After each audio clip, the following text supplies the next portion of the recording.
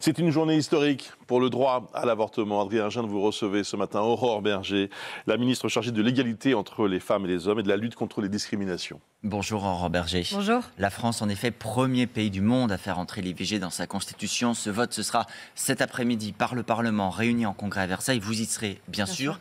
Qu'est-ce que vous ressentez en cette journée si particulière ? Déjà une immense émotion parce que souvent on a galvaudé peut-être le terme d'historique, mais là je crois que c'est pour le coup approprié.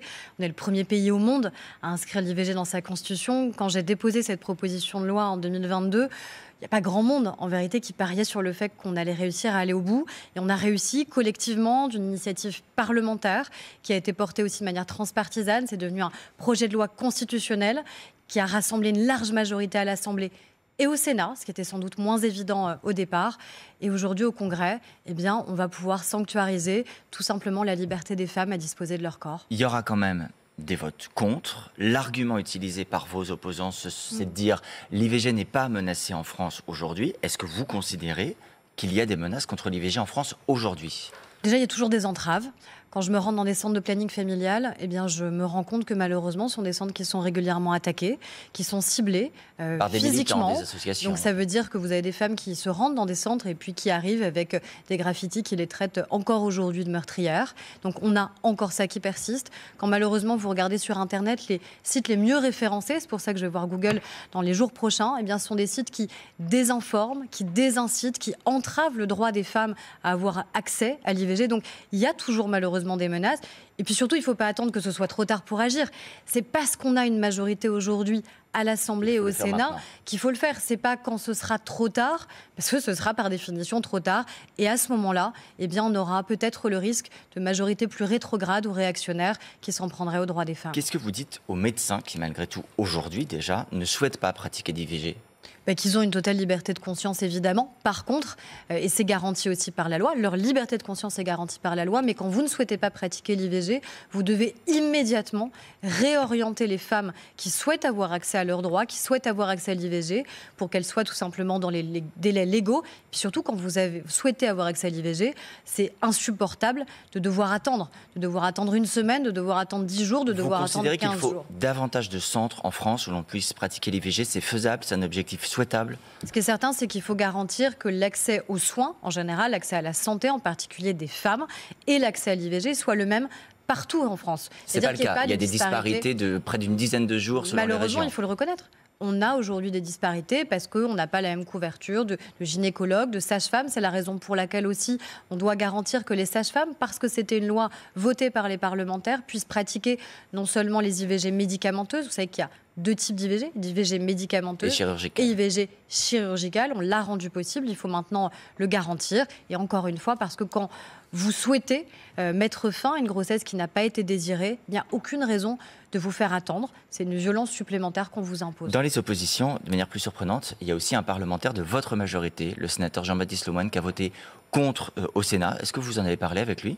Écoutez, chacun a sa liberté, c'est des libertés de vote, évidemment. Et on a sa place dans la majorité quand on est contre cette entrée de l'IVG dans la Constitution. Encore une fois, il y a une liberté de vote qui existe sur des sujets qui sont des sujets intimes. Ce que je note, c'est que j'ai déposé cette proposition de loi au nom du groupe Renaissance, soutenue par la majorité, que c'est le président de la République un cas isolé, qui on est aura d'accord. souhaité que le Congrès se réunisse et que ce vote puisse exister. Et c'est le seul parlementaire sur l'ensemble de la majorité présidentielle. Ce qui compte, c'est que ce soit adopté cet après-midi. Vous avez une idée du vote à attendre en termes de proportion? Combien de voix vous attendez pour cette inscription cet après-midi? On verra. On a eu un vote très large à l'Assemblée et au Sénat. Ce qu'il faut, vous le savez, c'est les 3/5 réunis oui, si on fait en des additions Parlement. à l'Assemblée et au Sénat, donc, on y est largement. A priori, on y est et on y est largement. Et je crois que c'est quelque chose qui est surtout extrêmement important. Nos enfants, nos filles, elles n'auront plus jamais l'angoisse de se dire...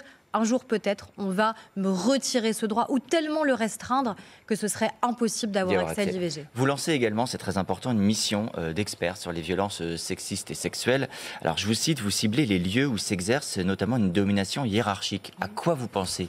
On a beaucoup entendu ces derniers jours ce qui se passe dans le monde du cinéma où il y a une domination de facto qui s'exerce quand vous êtes un réalisateur sur vos comédiennes par exemple. C'est ce qui a été dénoncé par Judith Godrèche. Au-delà de l'histoire personnelle d'emprise qu'elle a malheureusement subie pendant des années, mais il y a plein d'autres secteurs. Donc on lance conjointement le monde de la culture, le monde du sport, de la santé, de l'enseignement supérieur. Parce qu'on comprend bien, naturellement, que tout le monde puisse se dire il faut agir, mais quelle est la baguette magique, la recette magique qui permet d'empêcher ça ? S'il y a une baguette magique, ce que je sais, c'est que quand vous êtes dans une relation hiérarchique, quand il y a une autorité qui s'exerce sur vous, que vous soyez une femme ou un homme, puisqu'il y a MeToo Garçon qui existe et qui sans doute arrive à lever un tabou qui est encore plus grand et pour lequel il faut peut-être un courage encore supérieur. Eh bien, quand vous avez cette pression hiérarchique qui s'exerce, à qui vous dénoncez ? À qui vous en parlez? À qui, tout simplement, qui vous pouvez alerter dans votre entourage?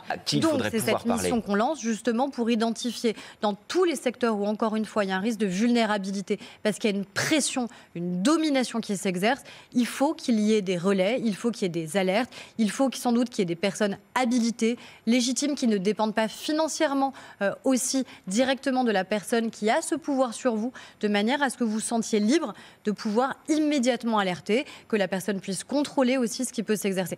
Typiquement, dans le monde du sport, c'est ce qui a été dénoncé par un rapport parlementaire dans les fédérations sportives, parce que vous avez des très jeunes filles, jeunes garçons, qui vont aller faire des tournois, qui vont parfois être seuls avec un entraîneur, concrètement.